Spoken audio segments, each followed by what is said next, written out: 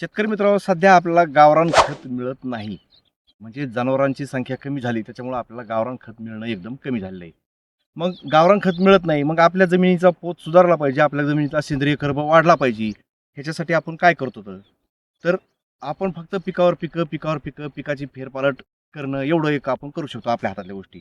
पण आपण हे पण एक बदल केले पाहिजेत, की आपण आपल्या जमिनीमध्ये हिरवळीचं खत हे पण आपण एकदा तयार केलं पाहिजे. तर शेतकरी मित्रांनो, हे आपल्या मागे दिसतंय हे सगळा ताग आहे आणि ह्या वर्षी आपण आपल्या शेतामध्ये ताग पेरला आहे. तुम्हाला जर दाखवायचं असेल तर आमचं ते त्या बाजूला तिथं आंब्याचं झाड आहे, त्याच्यावरून तुम्हाला लक्षात येऊन जाईल किंवा हे शेत आपलंच आहे म्हणून. तर शेतकरी मित्रांनो, ताग पेरायच्या अगोदर ह्याच्यामध्ये ऊस होता. ऊस मशीन आपला गेला आणि पाचराची सगळी कुट्टी झाली होती.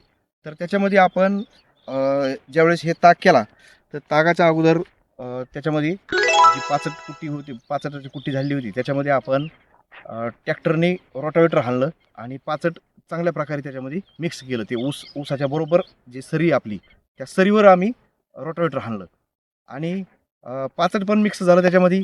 आणि मग आमच्यासमोर प्रश्न होता किंवा ह्याला आपण पेरायचं कसं? तर आपल्यासमोर जे हे ताग दिसतो, ह्यो ताग पेरलेला नाही. आपल्याला तागाची ह्याच्यामध्ये पाचट असल्यामुळं ऊसाचं आपल्याला पेरणी करता आली नाही.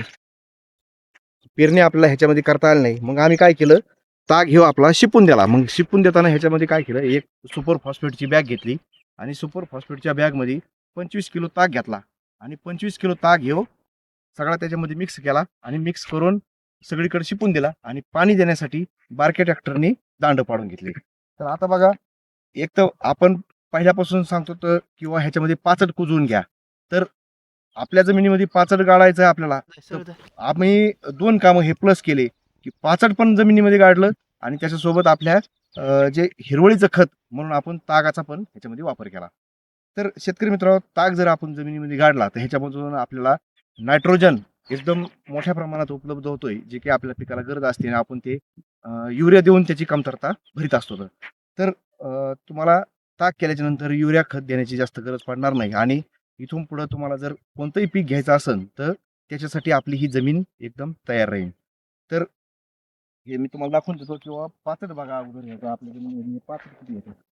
हे सगळं ऊसाचं पाचट बघा. हे पहा, हे ऊसाचं पाचट होतं आणि ऊसाच्या पाचटामध्येच ताग शिपून दिला आणि शिपल्याच्या नंतर पाणी दिलं.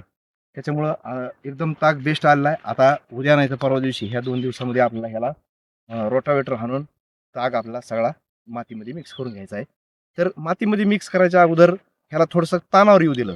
म्हणजे आपली जी जमीन आहे ही थोडीशी कडकपणा येऊ दिला त्या जमिनीमध्ये. म्हणजे ज्यावेळेस आपलं रोटावेटर चलन त्यावेळेस ते त्याचे बरोबर कुटके तयार होते, असे तुकडे-तुकडे पडतील. तर शेतकरी मित्रांनो, तागामुळं आपली जी जमीन आहे ह्याचा सेंद्रिय कर्ब वाढतोय. जमीन आपली चांगली तयार होती. पुढच्या वर्षी आपल्याला ह्या रानामध्ये आपण जे टिश्यू कल्चरचे रोपं आणले आहेत ऊसाचे, कोइंबतूरहून, ते आपल्याला 8632 ह्या वाहनाची आपल्याला इथं लागवड करायची. त्याच्यामुळं जमीन अगोदर आपली तयार असली पाहिजे. त्याच्यामुळं आपण हे नियोजन आपलं करणं चालू आहे.